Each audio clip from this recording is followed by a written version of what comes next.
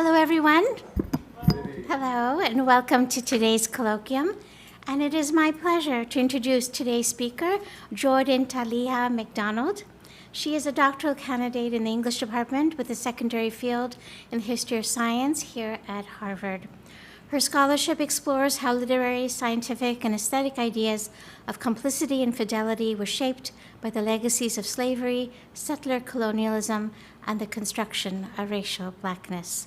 Her interests encompass 19th and 20th century Black Afro-diasporic literature, the rhetoric of science, critical theory, visual culture, the history of aesthetic surgery, and the development of race science. I know I skipped a couple, I'm sorry. Her work has been supported by the Mellon Foundation, Beinecke Scholarship, the Ford Foundation, and Harvard University's Presidential Scholarship. Several of McDonald's academic articles have appeared or are forthcoming in leading publications. These writings include Catching Strays, On Pet Negroes, the Black Domestic, and the Politics of Comfort, which appears both in the journal Southern Cultures and a republication of HarperCollins's anthology on Zora Neale Hurston. She has taught across the university's curricula in the Humanities Core Course, the History of Science program, the English department, and in African and African American Studies. Her brilliance, innovation, and dedication have received accolades, including the Harvard Undergraduate Association Teaching Prize. If all this weren't enough, she also writes for a broader readership as an essayist and even poet. Her more public-facing writing has appeared in New York Magazine, The Believer, Artsy, Vulture, Africa's a Country, and the Harvard Review, among many other publications. Here as a fellow at the Du Bois Institute, she's at work on her dissertation, presently carrying the title Betrayal, Complicit Rhetorics, and the Race Science Fictions of Black Fidelity. Please welcome Jordan.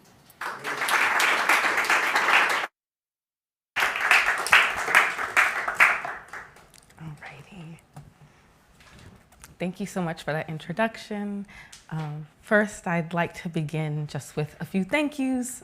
Thank you to the staff at the Hutchins Center, Professor Gates, Krishna, Abby, Justin, who helped with the flyer, Mike, and everyone at the Hutchins Center who I have not named, but who has made today possible in one way or another. I'd also like to thank my friends and family for their continued love and support, and my partner who stayed up late with me to rehearse this presentation. And lastly, I'd like to thank you all in the flesh and online for attending. I'm very grateful to be with you all today. Alrighty. I arrive at this colloquium as a scholar working across disciplines of English, history of science, Black studies, and visual culture. My research thus far has primarily focused on the literary, scientific, and aesthetic legacies of slavery, settler colonialism, and racial thought concerning the Americas and the African continent. This year, my time as a Hutchins Fellow has been dedicated to one particular manifestation of this work, my PhD dissertation entitled Trust Fall, Betrayal, Complicit Rhetorics, and the Race Science Fictions of Black Fidelity. This dissertation, an exploration of these very legacies, considers the historic development of contemporary notions and narratives of complicity, betrayal, and fidelity. These terms are often universalized and framed in transhistorical terms as essential tools for assessing and articulating the nature of relationality, continuity, and ethics. My project seeks to demonstrate how the modern construction of racial blackness has been instrumental in enhancing our interdisciplinary measures and metrics for assessing fidelity at the level of relation as well as form. Trust Fall explores the concepts of adultery, adulteration, apostasy, treason, sororicide, fratricide, et cetera, in what we might call race science fictions, which for me include literary fiction, political rhetoric, scientific thought, and visual culture, beginning around 1700, but not limited to that time frame necessarily. My research investigates the ways that racial blackness has been constructed through violent forms of unification and discourses of culpability, and Thus far, I argue that Black authors, artists, and philosophers have wrestled with Black complicity in particularly important ways, trying to account for the implications of being folded into a condition that throws foundational concepts of relationality into crisis. For today's colloquium, I thought it best to take a step back from the nitty-gritty details of each chapter to organize our talk around the terms which orient my research and my writing.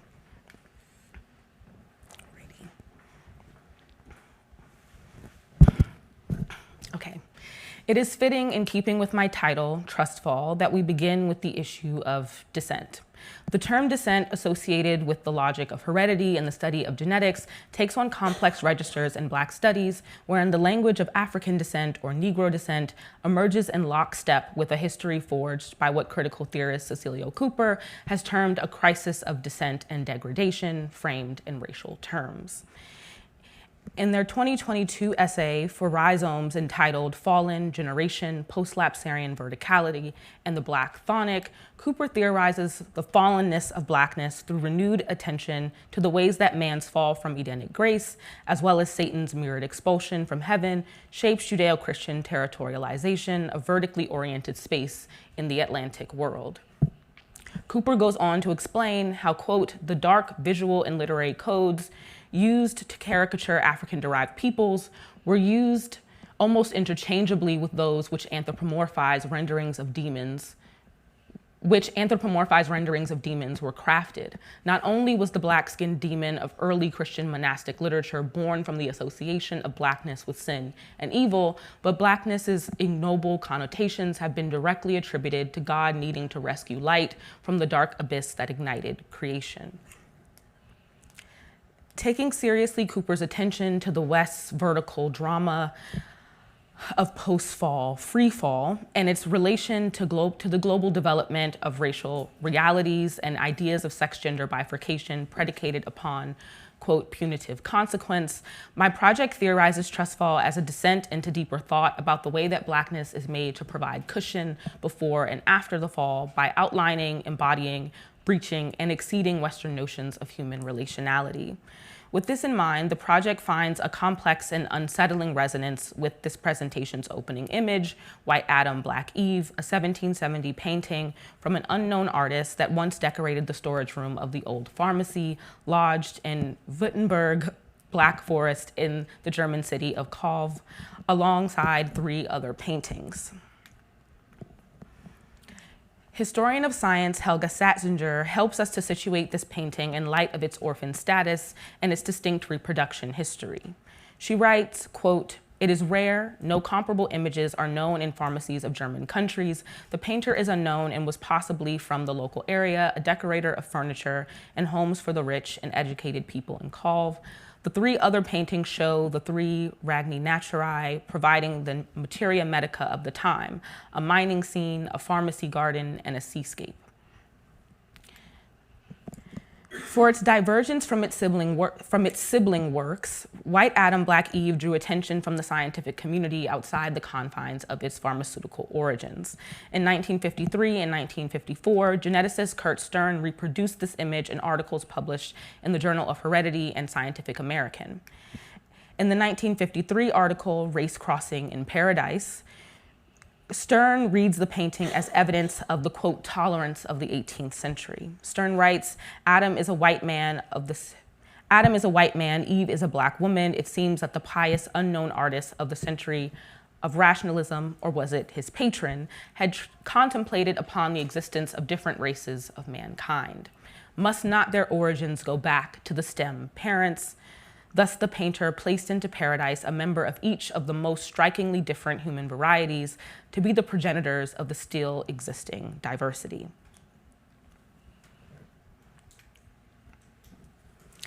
A year later, Stern found use for the image yet again in an article entitled The Biology of the Negro. Though the title would suggest that he might have a singular focus on the biological entity of the Negro, the article unfolds into a question of racial form in America, in which the Negro serves as the measure of fidelity, the measure of the fidelity of race itself. Stern presents the stakes as follows, quote, "In America, the continuing amalgamation of Africans, Caucasians, and Indians is forming a people of mixed genetic character. Centuries hence, students may ask, what became of the Negro?" Here, Stern expressed his amalgamation anxieties using the Negro as the rhetorical marker of racial endurance or disillusion. Reading the Paradise painting through this lens, Stern analyzes the work as a product of racial contemplation, asserting that the pious artist or patron deduced the original parents of mankind must have been of different hues. In this sense, the painting serves, as Satzinger words it, as a window into the scientific discourse of human varieties present at the place and time of the painting was made, when all of educated Europe was vibrating with new theories concerning human divisions and the boundaries of humanity. For Stern and many others before and after him, the scientific assessment and interpretation of human variation through race is one which foregrounds descent in all its varied connotations as a means of establishing order. The Black Eve of the old pharmacy is thus marked in gendered terms with original sin, and in racial and chromatic terms as the object of analysis regarding the nature of difference and the blackness of sin itself. Trustfall attends to the ways that Black writers, artists, and scientific thinkers have engaged with the implications of this framework of Blackness as complicity or as a way of tracking fidelity. And one of the texts which I close read in the dissertation is the work of Afro-Ecuadorian author Nelson Estupiñán Bas, in his 1994 novel, Al Norte de Dios, which was translated in 2013 by Henry J. Richards and published once more as The Other Son of God. The book rewrites Satan's origin story as a racial drama in which the fallen angel is the product of an interracial affair between God and a Black woman who, quote, "spent her life cooking for whites and washing other people's clothes in the waters of the Nile." The novel, which was the last book Bas published before his passing in 2002, takes an experimental approach to the biblical plot. In this version, Satan, the blackened son of God, is pitted against his white brother Jesus, yet in an ironic turn of events, the former, Satan, is suddenly chosen by God to facilitate the rehabilitation of mankind, and the latter, Jesus, is sentenced to time in hell for his ineffectiveness. Drawing on the ways that Blackness has historically constituted, in the words of Rizwana Bradley, the rupture of ethics, works like Al Norte de Dios / The Other Son of God represent the efforts made by Black writers across the diaspora to contend with the racialization of complicity and culpability. And though Bas's text is more explicit in its exploration of race and the fall of man, the works assembled and analyzed in the dissertation have retrained my attention to the formal, rhetorical, and philosophical outcomes of racial slavery as what Hortense Spillers calls a fall, a veritable descent into the loss of communicative force. And so now we arrive at my next term, which is, of course, betrayal. The racial nature of this fall and its associated stories of betrayal orient my work. Within the scope of my dissertation, I regard betrayal as a notion of social breach constituted in transhistorical and historically contingent terms. And what I mean by this is that my thinking around betrayal is twofold. In practice, it has looked like studying Western colonial and imperial histories and impositions of particular notions and narratives of betrayal, but it has also included studying African and African diasporic, religious, cosmological, and cultural concepts of betrayal. Oya's Betrayal, a 2020 painting by the self-taught Afro-Cuban artist Harmonia Rosales, is an example of a work that has demanded this kind of intellectual dexterity. In her words, Rosales has stated that Oya's Betrayal tells the story of unrequited love and the start of the bloodiest wars fought in the Orisha kingdom. On its face, Oya's Betrayal depicts a divine African adultery plot, but I would argue there is more than one breach pictured here. The critical catalog of Rosales' work often emphasizes the way that her canvases, quote, seamlessly weave the tales and characters rooted in West African Yoruba tradition and religion, Greek mythology, and Christianity with the canonical works and artistic techniques of the European Renaissance. Due to this aspect of Rosales' practice, her work is often analyzed through the lens of subversive appropriation. Yet, as I argue, There remains a great deal to be left unsaid about the discursive and aesthetic function of this dimension of complicity in her paintings. In Oya's Betrayal, this signature style is showcased once more in the painting's adoption of a quintessential Renaissance style. Its nods to the classic adultery myth of Vulcan, Venus, and Mars, and its Africanist interpolation of the arches of Italian Renaissance painter Raphael's 16th century fresco of Instruction and Assembly, School of Athens. And here, Rosales swaps the Greek symbols on the arches for adinkra symbols. These aesthetic elements expose an attention to betrayal that exceeds the narrative in the painting, bringing to mind the language of betrayal that has long shaped discourses on syncretism or cultural merging in Black diasporic life and belief systems. With each Orisha's halo bearing the linguistic mark of diasporic reinvention, a name in Spanish, Portuguese, and Yoruba, Oya's Betrayal recalls the legacy of the transatlantic slave trade, which displaced, dispossessed, and denominated Yoruba peoples, transporting them from the African continent to the Americas, alongside countless other African peoples with their own sacred traditions, philosophical orientations, and nomenclature. This syncretic practice of racial self-making in the New World has often been conceptualized as a kind of hybrid mode from which modern racialized notions of mixed language, blood, and belief emerge. In the case of African diasporic religion, this framework has promoted the idea that quote, syncretic practices are considered a betrayal of the original purity of one or the other traditions. In this way, Rosales' aesthetic syncretism bears the racialized mark of complicity in an art practice that exemplifies the word's etymological origins in the Latin complicare, meaning to fold together. Rosales folds together symbols, plots, languages, and styles to reconstitute the Yoruba adultery tale in the aesthetic grammar of its diasporic capture.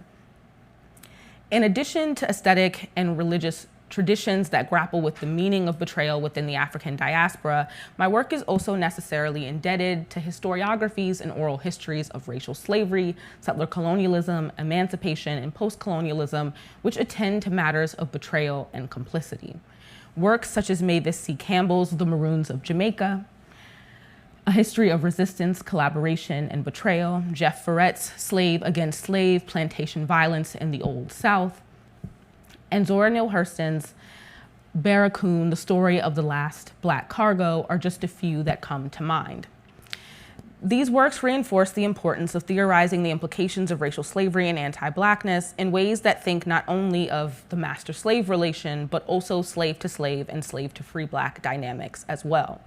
These works ultimately force us to contend with the archival and anecdotal evidence of quote-unquote African middlemen, violence between the enslaved or colonized, revolts thwarted by Black informants, maroon communities that return fugitive slaves to their masters, and the ever-complex struggle to forge and enforce social contracts between Black subjects with and without the authorization of the master or colonial authorities.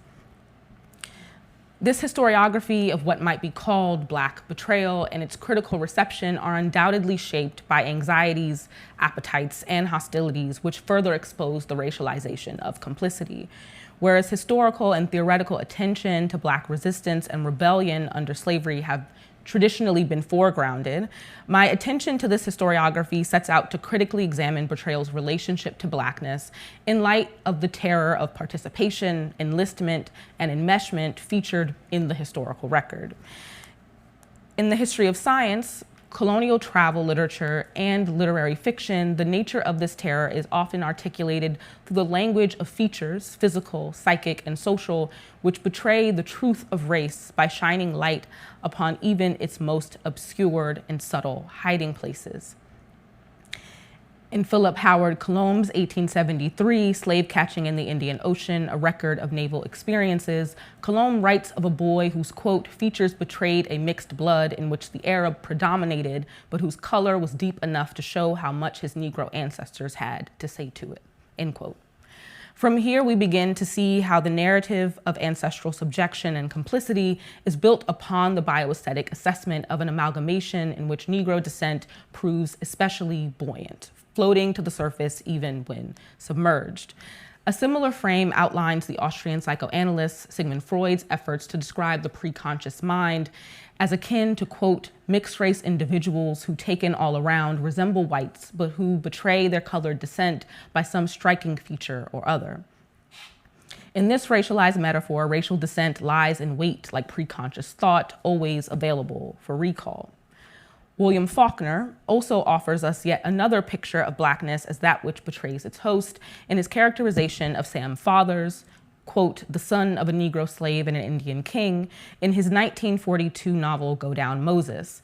The narrator describes Sam as a man betrayed by his features and thus betrayed by his Black mother in the very act of birth, for she had, quote, bequeathed him not only the blood of slaves, but even a little of the very blood which had enslaved it. This narrative of racialized maternal betrayal is one which causes Sam to regard himself as his own battleground, the scene of his own vanquishment and the mausoleum of his defeat. With this association of Blackness and betrayal in mind, it is no wonder then that Black writers, artists, and thinkers continue to wrestle with its stakes in various forms and registers. In the introduction to her 2003 novel, Love, Toni Morrison remarks, quote, people tell me I'm always writing about love. I nod, yes, but it isn't true. Not exactly. In fact, I'm always writing about betrayal. Love is the weather, betrayal is the lightning that cleaves and reveals it. Trustfall is an intellectual attempt to wrestle with what is revealed in African diasporic literature, art, and thought by renewed attention to betrayal. But it is also about what these traditions expose in the nature of betrayal and what they can teach us about what it means to experience the, quote, absence or collapse of trust as a condition of race. Excuse me. So my next term is complicit rhetorics, which is a term I developed to describe the role of rhetoric in suturing Blackness to notions of complicity and betrayal. In the dissertation, I look at this in three primary ways. The first category concerns the use of Blackness as a rhetorical trope that proves complicity even in contexts prior to the development of modern racial thought. One example we find in Nigerian classicist Lloyd Thompson's 1989 Romans and Blacks, which makes mention of a Roman rhetorical training which featured the phrase matrona Ethiopiam peperit, which Thompson translates to a Roman married woman had given birth to an Ethiopian. And this particular phrase served as a declamation of adultery. And in this particular context, the figure of the Ethiopian African, Black, or mixed-race child served as a form of persuasive evidence in a figurative case of adultery. And interestingly, in this particular case, there are also those who use this as an opportunity to refute the idea that the Blackness of the child must be evidence of adultery. And in those cases, people generally were saying that the Blackness could suggest that the mother was mentally corrupted in some way. So Blackness could be sign of either sexual contamination or mental contamination, potentially. The second category of complicit rhetorics, which I explore, I organize under the term embodied rhetoric, which rhetorician Stephen Milo employs to describe Frederick Douglass's analysis of abolitionist audiences who desired a, quote, double rhetorical display. As Douglass writes in his 1892 Life and Times of Frederick Douglass, quote, I was called upon to expose even my stripes, and with many misgivings obeyed the summons and tried thus to do my whole duty in this my first public work. And this particular quote always sticks out to me as just a representation of the sense that Douglass, who is known for being a particularly excellent orator, is still being asked to disrobe in the context of the abolitionist circuit in order to provide a kind of embodied form of rhetoric. And the third category of complicit rhetorics, which I will discuss today, are those rhetorical traditions which have engaged discourses of betrayal and complicity as a strategy for theorizing the racial disorder of relationality, or what Horton Spillers refers to as Black intramural life. This tradition includes, but is not limited to, Rayford Logan's 1965 Betrayal of the Negro, which was originally published as The Negro in American Life and Thought, the Nadir, 1977 to 1901, George Ayittey's Africa Betrayed, John Henrik Clark's 1994 Who Betrayed the African World Revolution, and George Kaplan's 2008 Betrayal of Africa. In the dissertation, I revisit these invocations of betrayal as a means, as they appear as efforts to critique the respective post-emancipation, post-Reconstruction, post-civil rights, post-colonial, or even intramural conditions of Black/African life. In this rhetorical genealogy, there is an apparent irony to the usage of the term betrayal. Betrayal in this context often does not connote the existence of a violated contract or even mutual terms of relation between the purported traitor and the betrayed. Rather, these invocations are appeals to the political power of betrayal as a rhetorical device, a persuasive power that rests upon the assumption of relational contracts without the burden of proving their existence. This rhetorical conundrum is mirrored in many ways by Saidiya Hartman's articulation of the burden of responsibility, which she uses to describe the ways that free Black subjects were marked by a, quote, liberty of contract that can rightly be called a fiction, for it was employed to enforce Black subordination and legitimize a range of coercive measures from the contract system to the regulation of domestic affairs. These three manifestations of what I am calling the complicit rhetorics of Blackness ground my dissertation's efforts to make sense of the joint rhetorical profit, on one hand, of racializing complicity, and on the others, of casting Blackness as betrayed. Through rhetorical study, it has become evident how betrayal works as a trope of anti-relational relationality. To be betrayed is to suffer a break in relation, but it is also the ground upon which relation is revised and grievance is articulated. To be in betrayal's orbit is to discover the social value of relationality even in its breach. Betrayal emerges then as the honor of dishonor, a members-only mode of transgression. And where Blackness is concerned, access to this discourse of transgression parallels access to relation itself. As Saidiya Hartman writes in Lose Your Mother, in order to betray your race, you had first to imagine yourself as one.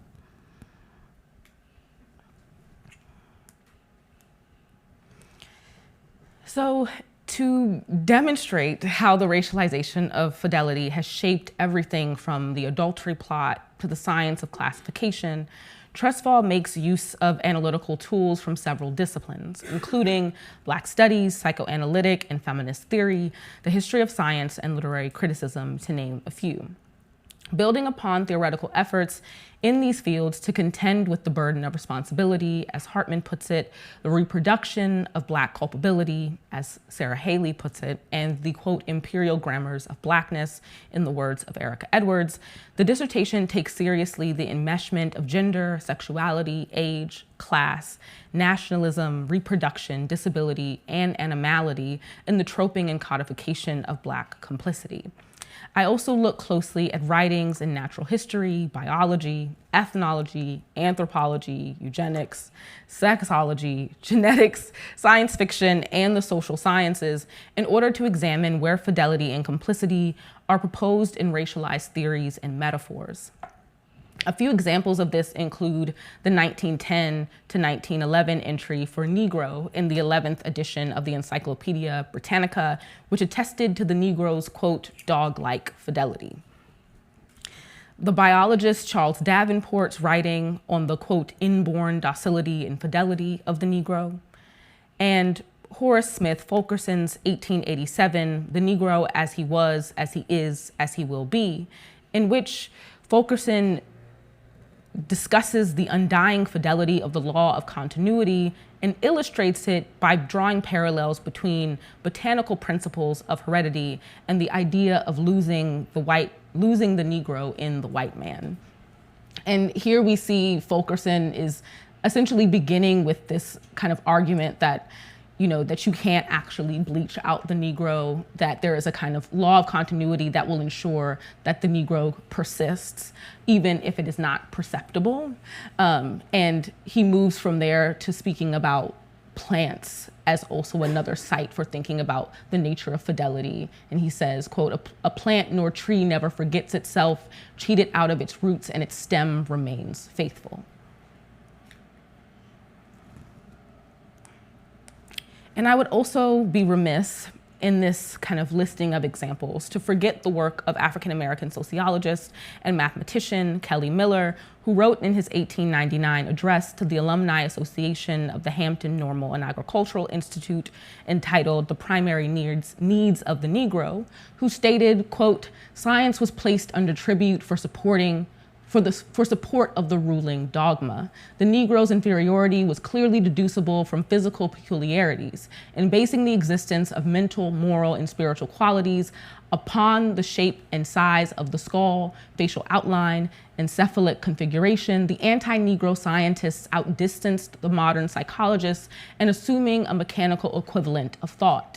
But in spite of scientific demonstration, learned disquisitions, prohibitive legislation, and alleged divine intendment, the Negro's nobler nature persisted in manifesting itself. The love, sympathy, tender fidelity, and vicarious devotion of the African slave, the high spiritual and emotional fervor manifest, are in the weird wailing and lamentations of plantation melodies, the literary taste of Phyllis Wheatley, the scientific acumen of Benjamin Banneker, the persuasive eloquence of Frederick Douglass, were but faint indiscretions of smothered mental, moral, and spiritual power. While Miller's attention to Black fidelity is earnest in its attempt to highlight what the subjection of Black people has been unsuccessful in subduing, he reinscribes the fidelity of the African slave as a testament to Blackness's unconquerable spirit. And in doing so, offers a kind of moralized image of the Negro's continuity, which endures even under duress. Though his aims diverge from those, quote, anti-Negro scientists who emphasize Negro fidelity to justify racial slavery and subjugation, Miller challenges us to attend even to those race science fictions of Black fidelity which seek to affirm or uplift Blackness. For even these frames reinscribe what literary scholar Josie Gills describes as biofictions, an idea constituted through the complex entanglement of scientific and fictive forms, the dynamics between which produce the dominant racial imaginaries. Gill's work in particular has served as a model for my efforts to theorize fidelity at the level of relation as well as form, and to make sense of how our developmental thinking around fidelity has been clarified and constructed through the production of racial Blackness. Thus far, I have found the content of the race science fictions of Black fidelity in the abundance of narratives, images, rhetorical gestures, and theories in which the Negro is featured as continuous or discontinuous, loyal or disloyal, pure or adulterated, betrayer or betrayed. And these formulations make their way into Black diasporic literary fiction, art, and political thought in complex and contradictory ways. In tracing the race science fictions of Black fidelity in and outside of Black diasporic traditions, my dissertation works to unravel what Rizvana Bradley has termed the braid of science and aesthetics, and what I might call the braid of science, literature, and aesthetics, in an effort to expose the threads of interdisciplinary complicity that forge the modern construction of Blackness. Now, anyone who has faced the task of taking down numerous intricate braids will know that the work of unraveling is always more strenuous and involved than the unbraider is ever prepared for. In the takedown, one is reminded that while each braid is but a series of strands pulled together in service of aesthetic form, it is also necessarily a testament to the methodology and craft of its braider. And in order to unravel a single braid by hand, one is made to retrace the original undertaking of unifying each strand. The braid of science, literature, and aesthetics is an arrangement that crowns the head of Fidelity and its racial stylization. In each braid are what Sarah Marina Sorrentino describes as, quote, threads which run through the history of contract, but also those which unravel and become the occasion for contract's refiguring of the limits to speculation. In the dissertation, I unravel these threads as they appear in discourses of racial blackness and apostasy, fratricide, adultery, adulteration, and treason. These are but a few braids which have occupied my time, but there are certainly others. In sharing my efforts at unraveling with you all today, I'm excited to think of what it means to perform this unbraiding together.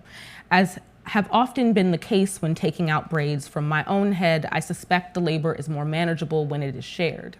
This is, of course, also the impossible lesson of Black life, which Stephen Best puts best, that, quote, to be Black is also to participate of necessity in a collective undoing. Thank you.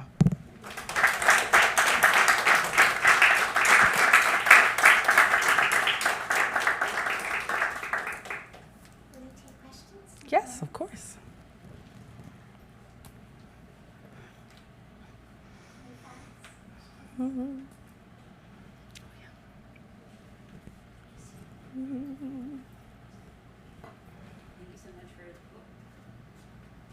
Hello. Oh, there it is. Thank you so much for this presentation. I really like how you sort of interwove existing literature with your own sort of original theoretics on the issue. I wanted to ask you about agency, like in Fidelity, and if that's like, if you're thinking about it in a fluid way. You know, you brought up Spillers, and Spillers sort of like theorizes about like captive versus free. Right. So how are you sort of enmeshing the idea of fidelity into that concept? Yeah. I mean, of course. I mean, thank you for that question, for one. And yes, of course, I'm definitely thinking about agency. I think I'm interested in, perhaps I'm following after Saidiya Hartman in this respect, whose work on agency and scenes of subjection has been really foundational for me. But I think I'm interested in, I guess, troubling perhaps agency to some extent, but I think I'm interested in the ways that agency also becomes the kind of like ground for a particular assessment of complicity also, right? And this is something that Hartman speaks about in scenes when she's talking about seduction and the ruses of power, right? She's thinking about this issue of what does it mean to cast the slave as having been an agentive party in particular kinds of relations on the plantation. And I think for me, I tend to lean on her take on that. But I think I'm interested in the way that even agency also gets kind of enlisted in this kind of terror, right? I mean, I think this is what she means when she's talking about the burden of responsibility also, right? That post-emancipation, that Black people are told, you are responsible, you are agentive, and you can enter into these contracts, and yet they find that the terms of relation are not only not in their favor, but that they have no means to renegotiate them, that they're not actually signatories in the way that they originally imagined. And so I think my thoughts on agency are ongoing, but I think that's where I'm at right now. Thank you. Hi, thanks. This is a fantastic talk. And Thank you. You covered so much ground in such a short amount of time. It's really inspiring to see.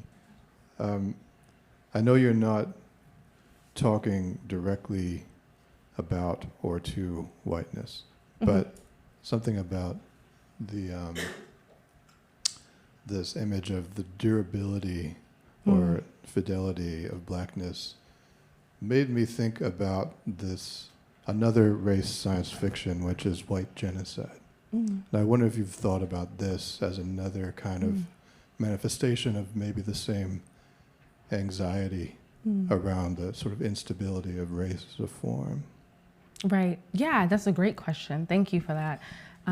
Yes, I mean, I think in the context of the project, while I'm not necessarily focused, like I'm not obviously thinking or like theorizing white genocide, but I do think that those kind of politics of what we might say like purity or adulteration or these kinds of anxieties about it are really foundational to the kind of formalization of race in in general, right? And so I think it is interesting to me the sense that Blackness is constructed in many ways to be quite resilient, like even in its actual kind of like construction. And I don't mean that in like an empowering way. I like mean it as like it's, if I were to borrow like the language of Zakiya Iman Jackson, right, that there's something like plastic about the way that Blackness is subject to revision and made to do particular things. And so I think in some ways that formal quality then kind of necessitates that whiteness is perhaps like that whiteness on some level is built or constructed around a particular kind of precarity, right? And that precarity then justifies all forms of kind of marshaling in its defense, right? And so I think that there is an interesting way, I guess, in which that kind of pendulum swings. Yeah. Thank you. Thank you very, very much, Jordan. I enjoyed that so much, and although I know your work in progress, every time I get a glimpse of it, it's more and more intricate, and I realize just how rich and subtle what you're doing is. I have a question about patriotism as a sort of shadow, the shadow of the civic imagined community, and what that does for your categories of trust and betrayal. Particularly thinking about the sort of reproductive metaphor and the way in which in a lot of the sort of racial science fictions, the sort of mother is the source, that striking, harrowing passage from Faulkner about the mother betraying through the blood, right. Or even in the Roman declamations, the sort of mother gives birth to an Ethiopian. So can you say a little bit about the sort of antithesis of the mother, father, and whether that is a sort of an actual opposition, that the sort of paternal is reserved for the sort of idealized civic relation versus the maternal line as a sort of potential threat, or is it not that? Right. Yes. Thank you for that question. Yes. Thank you for that question. So I guess I'll start with the first part about the patriotism piece, and then I'll come back to the question about the kind of maternity-paternity question. So I guess to start, in terms of the patriotism piece, I think the way I would phrase it, right, is that I'm primarily taking up the work of Erica Edwards in terms of her thinking around the imperial grammars of Blackness. And so for me, I'm really interested in the relationship between Blackness and nationalism as also kind of reinscribing the sense of Blackness as an alibi for the state under particular circumstances, and the way that Blackness is kind of marshaled to then signal the kind of purification, particularly in the American context of the state, right, to demonstrate that particular kinds of strides have been made, and to demonstrate that there is a kind of, there's been a kind of a moral arc to the national kind of history.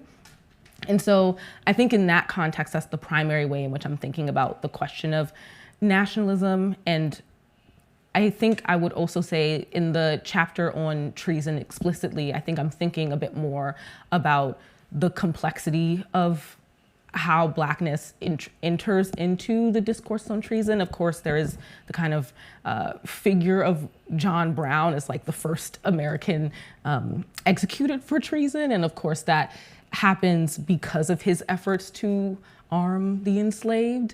But even John Brown has some very interesting thoughts about race if you like read some of his other writing. So I think I am very interested in the way that Blackness circulates in the context of treason and discourses on nationalism.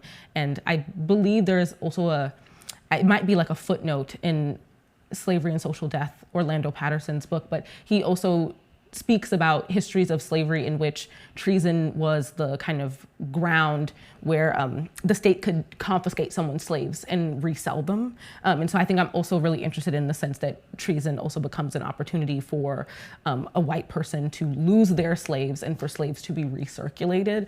And I'm interested in what that idea of circulation might do for my thinking, but that is still buffering at the moment. And then the second part of your question, in terms of thinking about the question of the mother and the father and how how they become symbols of either, I guess, a particular kind of complicity or the kind of cohesion of the family and the state. I think, well, for starters, certainly there is a long tradition of a kind of gendered framework of complicity, right? The idea of woman as complicit has many ties to the kind of fall of man plot as well. And so I am really attentive to the way that that discourse emerges. And I'm also interested in thinking about what it means in the context of Blackness, and particularly in the context of racial slavery, where a great deal of what we ascribe to gender somewhat loses its shape in terms of certain kinds of relational contracts or what expectations a person could have in terms of legal protections. And so in that sense, I'm also interested in Spillers's articulation of Blackness as ungendered. But I think in terms of thinking about parentage, right, in this sense of reproduction, I am really struck by the sense in that particular, in the Faulkner case, right, the sense of the maternal line as producing this complicity, I think is also very much influenced by the history of slave law, right? The kind of partus sequitur ventrum line of slave status being passed down through the mother, I think, in many ways. And so I do think that Faulkner is in some ways like reinscribing that particular idea. But I also am kind of hesitant to say that it would only show up in the case of the mother. I do think that there is also, as Sarah Haley's work on the reproduction of culpability is thinking about the way that Black reproduction becomes kind of complicit in the slave system writ large. And I do think that would include enslaved people who would be considered fathers under certain circumstances too. So I'm interested in seeing like where reproduction shows up, but also the extent to which the project has also required me to think about reproduction beyond its biological frame, right? Because I think there's also a great deal of anxiety about the social reproduction of the Black condition as well. Yeah. Yeah.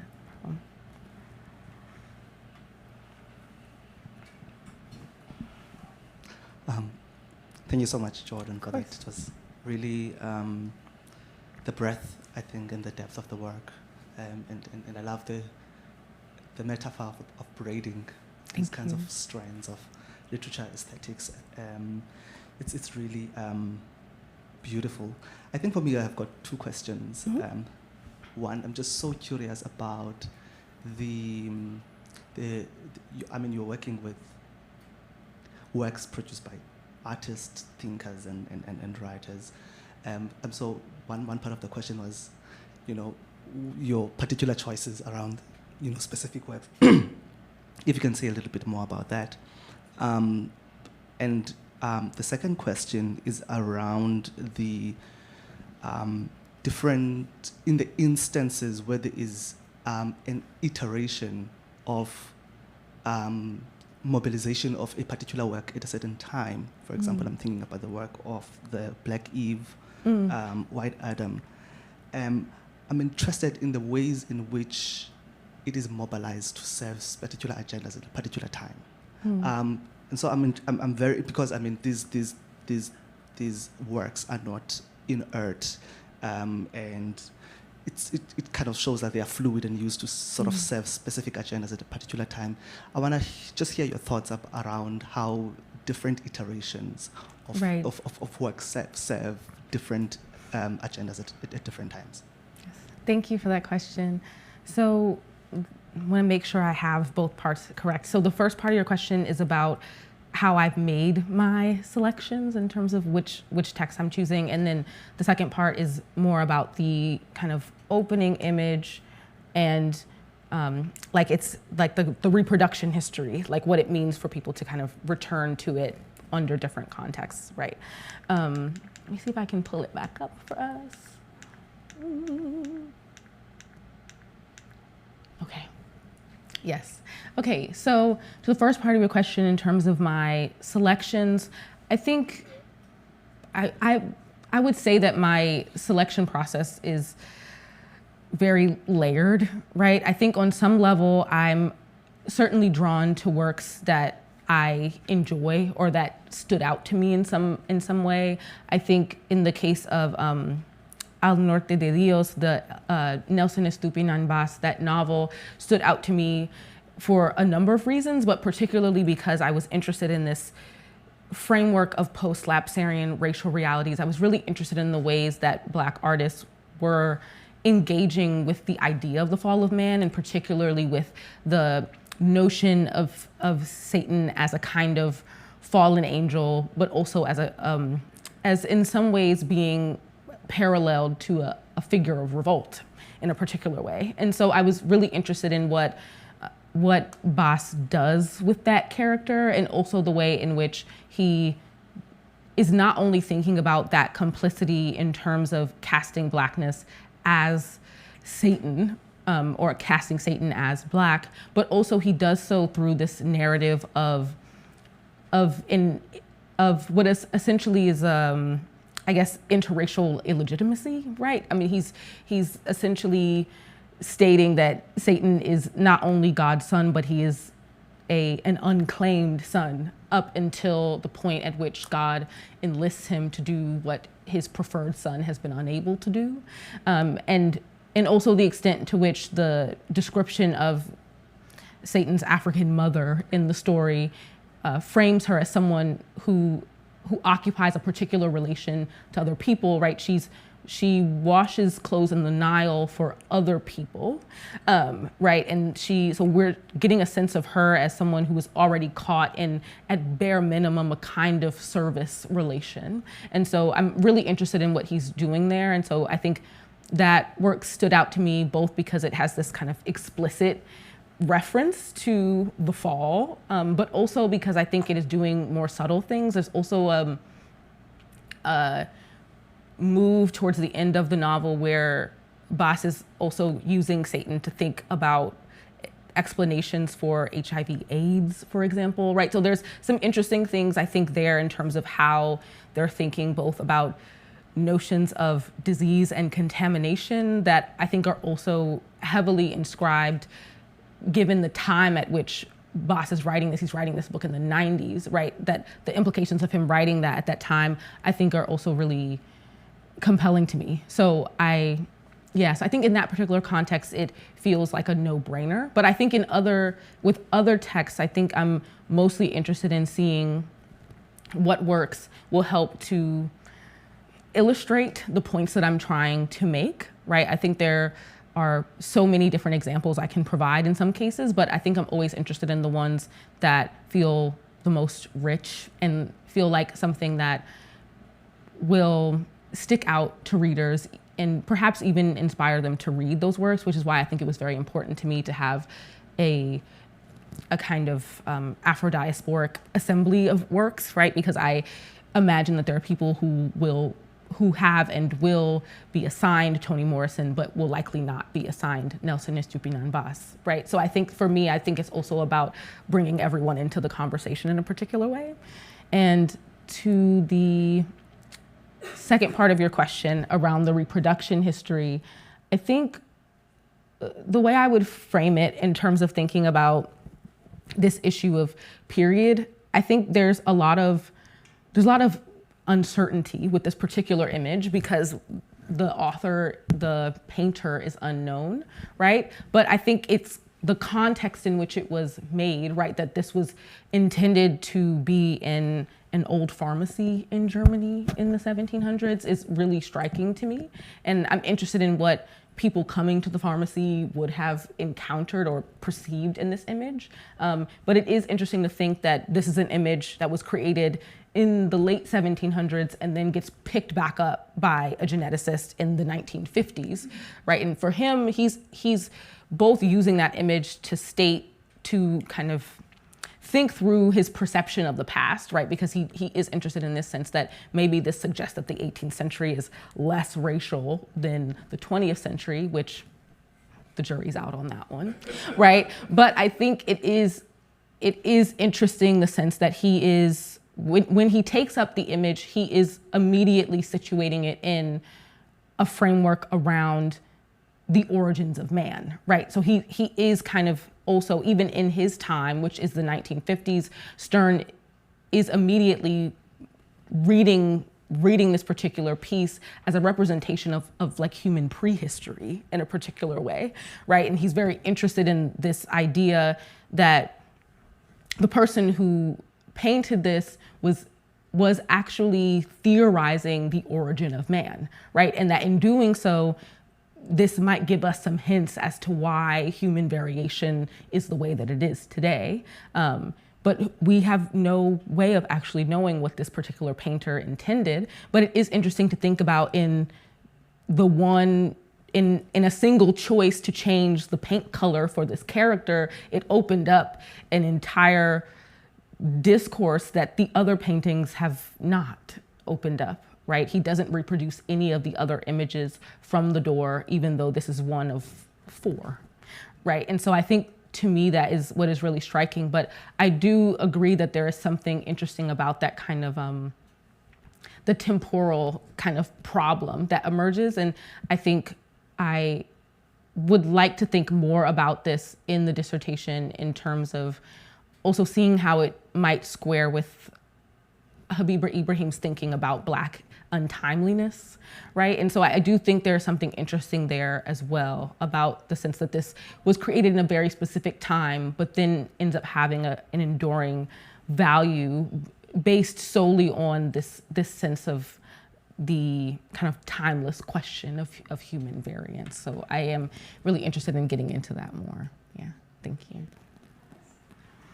Thank you so much. This is really, really wonderful. I'm glad, actually, I wasn't going to ask about this painting, but my question was about the limitations of texts betraying themselves or betraying their own authorship. So being here on an unknown text, it doesn't betray very much about its authors. I was thinking both of the Douglas quote that you have on about the stripes, and then Kelly Miller on Phyllis Wheatley. I mean, the big critique against her is that her writing didn't betray enough, right? Or then thinking about Douglas, that request that he show his stripes, also suggesting the limitations of his own text, right? To say something. And it's, I happen to have just read Philip Roth's great book, I Married a Communist, which is all about betrayal and betraying Jewishness versus betraying communism. And back to Jordan's questions about agency, can you betray one with agency, and when is it betrayed for you? So I guess I had a kind of global question about, especially maybe just this painting, about what you see in your work, so rich, so fantastic, about the limits or not limits of text being able to, quote, betray themselves. Right.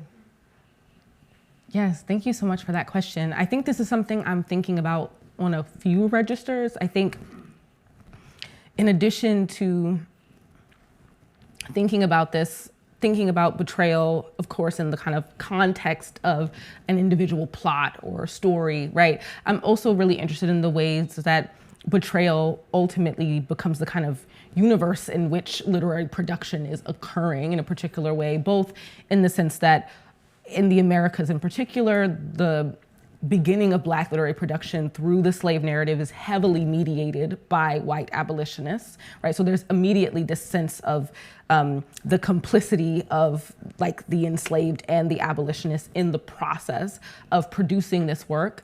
And I think in many ways what Douglas is speaking to is the side of that complicity that I think is actually quite uncomfortable, but also that kind of leaps off the page in a particular way as well, right? That what he's describing is a scenario where he enters a space with a speech prepared and is asked to take his clothing off, right? So this is a very striking example of the sense that in some ways his body is also made into a text in a particular way. And there are limits to that as well, right? Both in the sense that it enlists him in this process in a way that he does not wish to be enlisted. But I think it also really makes evident for us, right? Like the stakes of this particular line of inquiry. But I think in addition to thinking about betrayal external to the text, I'm also thinking about this in terms of the fact that I engage with a significant number of works that are in translation, right? And so translation also introduces these particular problems of betrayal as well. There are many theories of translation that really embrace the sense that it is in and of itself a betrayal of the original text, right? And so I think this is something I think about extensively as in the case of Al Norte de Dios, right? I'm reading that text. I've read it in Spanish and in English, but the version that I will cite in the dissertation will be the English translated version, right? And so there are potentially ways in which I'll have to accept that gap, right? And hopefully I can do my best to at least articulate that gap exists, right? And for that to be a space for deeper thought as well. But yes, I definitely agree that it shows up so much even beyond the context of the text. And I think this is also, in many ways, the critique I think I have also about the last example I showed around the rhetorical strategies. This particular case, I think, is also a really good example of this kind of wall of limitation, where I think we're also seeing the limits of speech, right? Even beyond text, but also the limits of language to do a particular kind of work, right? That if I say that Africa is betrayed, what does that mean? And who is responsible for that? And does any particular party regard themselves as responsible for repairing that particular harm, right? And so I think that there is something interesting to me about the ways that this particular rhetorical move fails, but I'm also interested in the sense that it fails, but it also succeeds in really revealing the stakes of betrayal, right? That it means that one is actually party to something. And that's ultimately what so much of this history is about, right? Yeah, no problem. Thank you.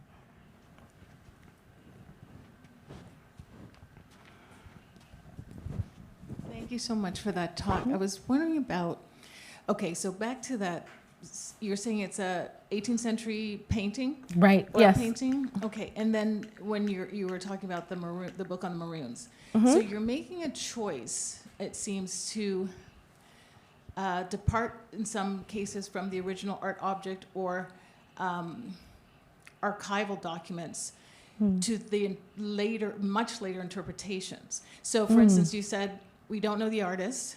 We don't know then, if we don't know the artist, we don't know the patronage, we don't know who commissioned it. We don't know that it was ever intended to be put in the pharmacy, right? So then you're going from there to a 20th century interpretation of this. Right. And then with the Maroon book or novel, I don't know if it's fiction or nonfiction, you're choosing to begin, I think, with that novel as opposed to with, for instance, Governor Wentworth's documents on so let's say the Maroons who were exiled to Nova Scotia still exist, right? So there's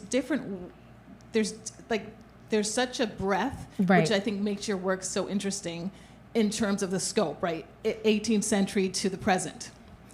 But then you're making specific choices on where you stay with the original text and when you depart to an interpretation that is decades or centuries later. And I was just wondering if you could talk us through how you're making those choices, because you could find the same, like, I really love your choices, like Betrayal, the Rhetorics, all that.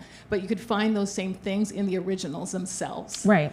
So how and why have you decided to remove yourself to a secondary reinterpretation of the original? If you can talk us through that. Right. Thank you for that. So I would say, how would I say it? So I think the way I organized this particular presentation had more, I think there were things I was considering for this particular presentation that are very different from the way that this looks in the dissertation, to be fair.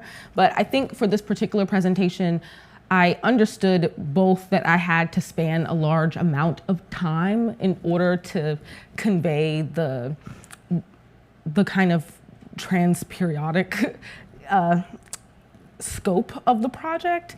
And also, I think I'm also balancing my readings of primary texts also with a reading of their critical reception in a particular way, because to kind of return in some ways to the question that Hollis asked, I am interested also in the ways that a discourse of betrayal emerges in the reception of these earlier documents, right? And so the perception of Phyllis Wheatley as being complicit or as having failed to properly represent Blackness is a discourse that emerges after the period in which Phyllis Wheatley is writing, right? It's a response to her, which I consider a kind of intramural discourse, right? And so I think in some ways, perhaps the funkiness of time in this particular context is a result of the fact that I'm attempting to think both about these primary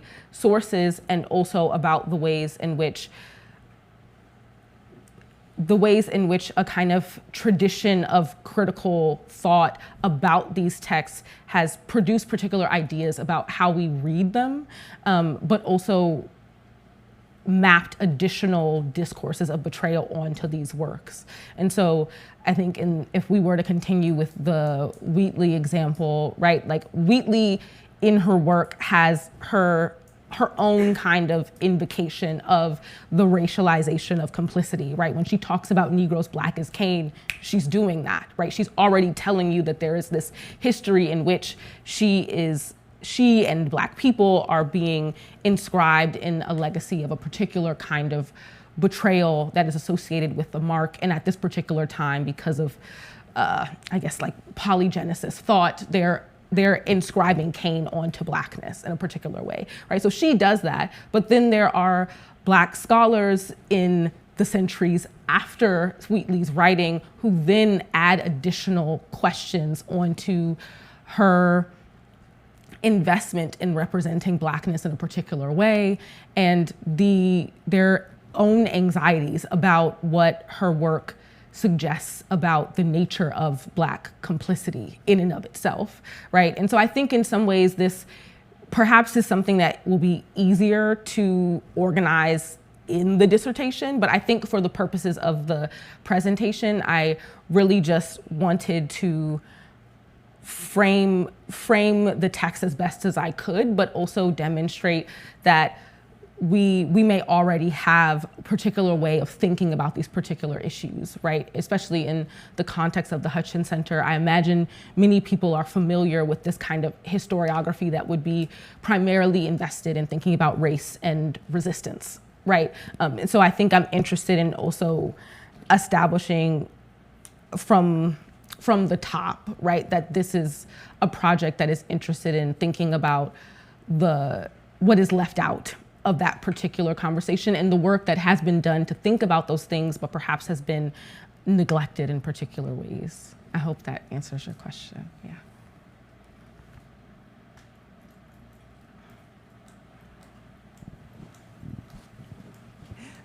Sorry to ask another question. Jordan, I was just looking again at the famous engraving of the voyage of the Sable Venus from Angola to the West Indies, which is 18th century, and the posture of the Black Eve there is a little bit like the Sable Venus. Right. So in relation to this last question, I was thinking another thing that you give us so richly with your focus on rhetorics of complicity is the sort of the commonplaces or tropes. Right. So you can think horizontally within that 18th century context about how race works through these fictional tropes or commonplaces, whether diachronically or horizontally. Right. I love that. Yeah, I think that is really helpful. And I honestly, maybe after this, I'll have to pull up the images and put them next to each other so I can really see the formal similarity in terms of posture. But it's interesting you bring this up also because there are some readings of this painting which attempt to move us away from reading it as the fall in the first place, right? And so this is also interesting in the sense that there are perhaps other references at work here, right? And that we don't have to confine our reading of this particular image to a reading of paradise, but that is the way that geneticists a particular geneticist in the 20th century does.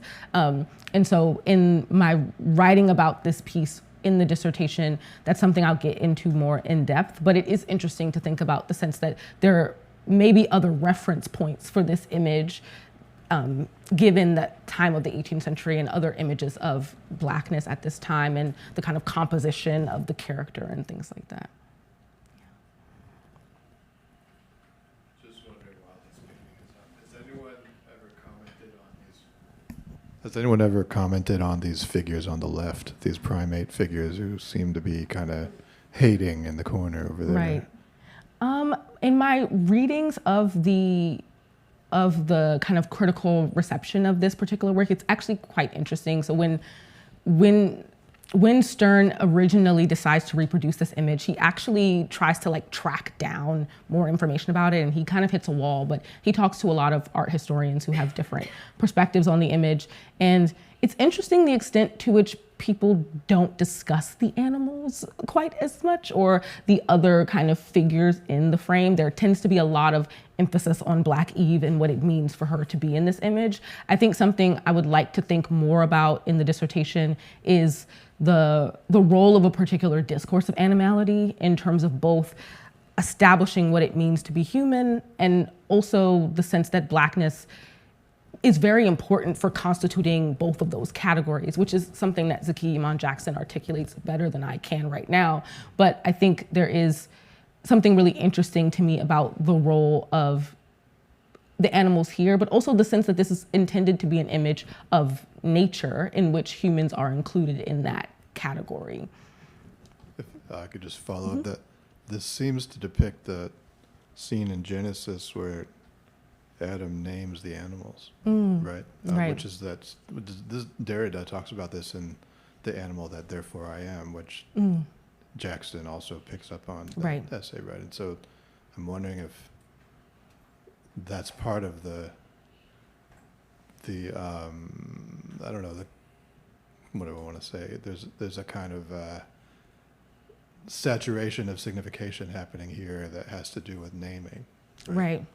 Yeah. I mean, and I think the theme of naming is so central. I mean, in the sciences, the kind of classification practices are doing a particular kind of naming work, but then there, of course, is also this kind of biblical narrative of dominion, right? That man is given the kind of authority to name and oversee others. And so I think in some ways I'm thinking about that both in the history of science and in this kind of literary aesthetic tradition of representing what that means to have that authority and how that relation is organized in an aesthetic context and maybe how it's organized in other contexts as well. Yeah, thank you.